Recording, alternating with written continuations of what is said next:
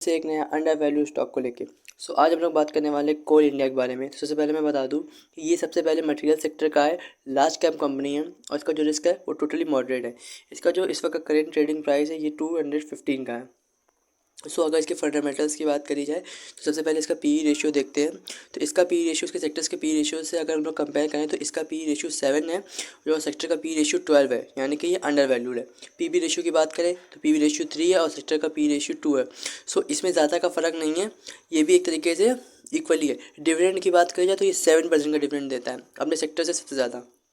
सबसे बड़ी बात, कोल इंडिया अपने सेक्टर में अपने जिसमें ये डील करता है, ये अकेले का एक बहुत ही लार्ज कैप कंपनी है। मतलब ये अकेले एक मोनोपोली स्टॉक है। मतलब कि कभी भी बात होती है कोल्स की तो सिर्फ बात होती है कोल इंडिया की।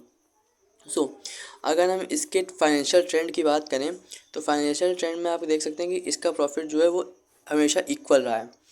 इसके प्रॉफिट्स में किसी तरह का कोई चेंज नहीं आया है, बीच में आया था लेकिन 3 इयर्स का सिमिलर है। रेवेन्यू की बात करी जाए तो वो बढ़ता घटता हुआ देखने को मिल रहा है, जो कि करेंटली इस वक्त का बढ़ा हुआ है। अब इसके अगर फाइनेंशियल स्टेटमेंट्स को हम लोग डीपली देखें तो सबसे पहले इसकी जो नेट इनकम है वो आपको बढ़ी हुई देखने को मिल रही है। देखिए कितनी स्पीड से इसकी नेट इनकम बढ़ रही है, 12 से लेकर ये सीधे 29 पे पहुंच गया है। अब बैलेंस शीट में जाके इसके एसेट्स और लाइबिलिटीज़ को देखा जाए तो इसके टोटल एसेट्स वो अभी आपको बढ़ते हुए देखने को मिल रहे हैं और टोटल लाइबिलिटी आपको बढ़ती हुई देखने को मिल रही है।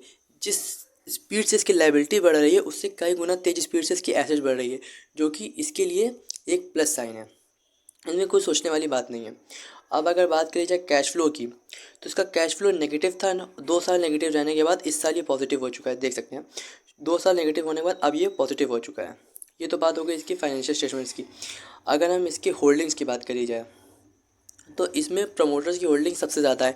इसमें 66% की प्रमोटर्स की होल्डिंग है। मतलब प्रमोटर्स को बिलीव है कि उनकी कंपनी कुछ ना कुछ परफॉर्म कर सकती है। म्यूचुअल फंड्स की बात करी जाए तो इसकी 8% की होल्डिंग है। डोमेस्टिक इंस्टीट्यूट मतलब कि जो बड़े इन्वेस्टर्स होते हैं उनकी होल्डिंग 12% की है और साथ ही साथ फॉरेन इंस्टीट्यूशंस की 7% की है।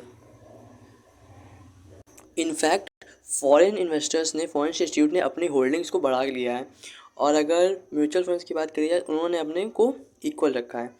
अगर रिटेलर्स की बात करी जाए तो इससे ज़्यादा कोई फ़र्क नहीं पड़ता, क्योंकि रिटेलर्स कोई मैटर नहीं करते फंडामेंटल्स में ज़्यादा। फॉरेन इंस्टीट्यूट ने अगर इसको बढ़ाया है मतलब कि उनको कुछ लगता है कि इसमें कुछ होगा।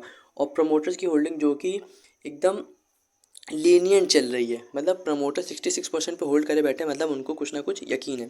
ये तो बात होगी टिकट के हिसाब से इसके फंडामेंटल्स की। जो मेरा पर्सनल ओपिनियन है, कोल इंडिया एक अपने में ही मोनोपोली कंपनी है, जो कि इसका कोई भी पीयर्स नहीं है। मतलब पीयर्स हैं लेकिन इतने स्ट्रॉन्ग नहीं है कि इसको टक्कर दे सके। साथ ही साथ मटेरियल सेक्टर की ये लार्ज कैप कंपनी जो कि इस वक्त अंडर वैल्यू में, और जैसा कि मेरे रील में आपने देखा होगा कि ये अभी मार्केट 20-30% की डिस्काउंट पे चल रही है। इसमें इन्वेस्ट करना प्रॉफिटेबल होगा। उसको अपने पोर्टफोलियो में ऐड करना है तो उसको आप आराम से 5% के स्पेस दे सकते हैं। One and the most important चीज़, ये सबसे अच्छा इसका डिविडेंड है। ये डिविडेंड हर साल देती है और ह्यूज अमाउंट में देती है।